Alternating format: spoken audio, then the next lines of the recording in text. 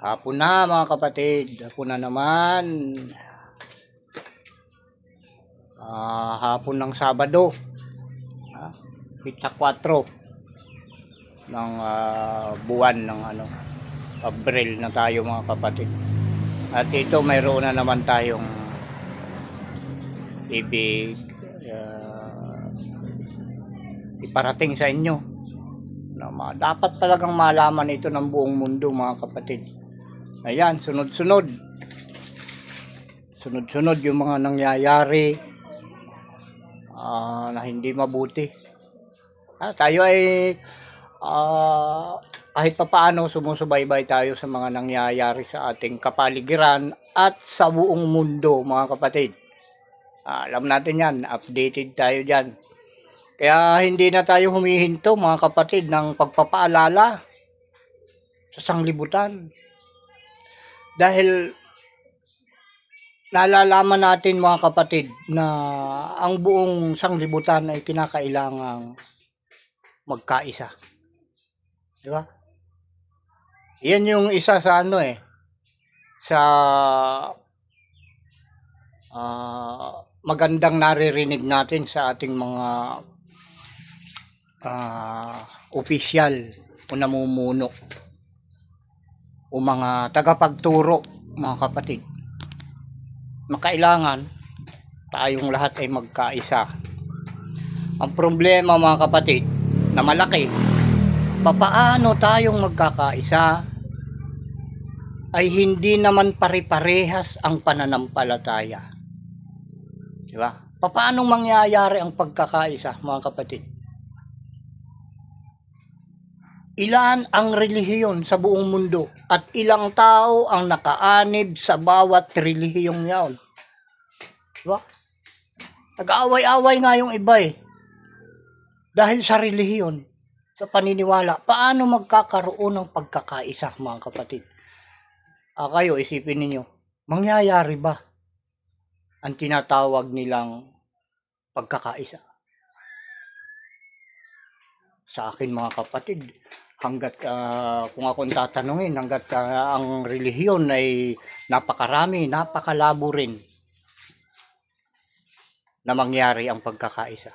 Pero may alam akong isang solusyon mga kapatid para ang buong mundo, buong sanglibutan ay magkaisa.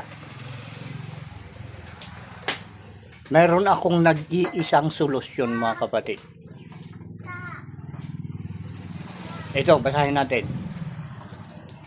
Sa Sipanyas 3:9. Ayan sa Biblia na naman mga kapatid. Ating pakita sa inyo yung ebidensya na Biblia nga talaga yung ating binabasa. Ayan, unti-unti natin bubuklatin. Baka sabihin ng iba dyan na ini-edit. Ayan. Inulit ko mga kapatid, di ako marunong mag-edit. Ayan na Sipanyas. Ayan, 3. Ayun yung pangalang, Sipanyas. Ayan yung 3. At ang babasahin natin yung 9. Tanyo, basahin na natin. Medyo madilim na mga kapatid. Lalaga alas 4. Anong oras na? Kabanggit natin kanina. Yeah. Alas 4:45 mga kapatid ng hapon. Kaya medyo madilim. Pero kita pa natin yan. Ayan. Yung 9 na yan mga kapatid. Basahin natin. Ito yung isang paraan na alam ko. Dahil ito ang sabi ng ating Ama sa langit na dapat gawin para ang buong sanglibutan o buong mundo ay magkaisa. Ito lang ang natatanging paraan mga kapatid. Basahin natin. Sapagkat aking ngang sasaulian ang mga bayan ng dalisay na wika upang silang lahat ay makatawag sa pangalan ng Panginoon at paglingkuran siya na may pagkakaisa. Yun, kailangan makatawag tayo sa pangalan ng Panginoon. Ang Panginoon mga kapatid may pangalan. At hindi yung dating pangalan, mayroong siyang bagong pangalan mga kapatid. Para madali, tingnan kagad natin. Alamin natin kung saan natin mababasa yung kanyang bagong pangalan na dapat nating pagkaisahan na paglingkuran na tawagin. Ito, Apokalipsis 3:12. Ayan yung 3 mga kapatid. Ayun yung Apokalipsis. Apokalipsis. Ito yung 3. At yan, sundan natin. Ito yung 12. Basahin na natin mga kapatid. Ang magtagumpay ay gagawin kong haligi sa templo ng aking Diyos at hindi na siya'y lalabas pa doon.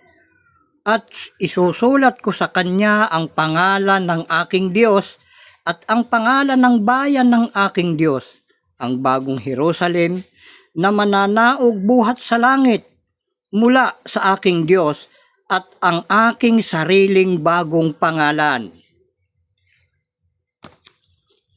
Yan mga kapatid, may bagong pangalan ng ating Panginoon. Ngayon, iyon yung dapat na pagkaisahan ng lahat na tawagin yung kanyang bagong pangalan. Ito ang nag-iisang paraan para ang buong mundo o sanglibutan ay magkaisa mga kapatid. Magkaisa tayo sa pagtawag sa bagong pangalan ng ating Panginoon mga kapatid. At kung gusto nyong malaman kung ano yung bagong pangalan ng ating Panginoon, mag-comment kayo at sasabihin ko sa inyo mga kapatid. Yun lang.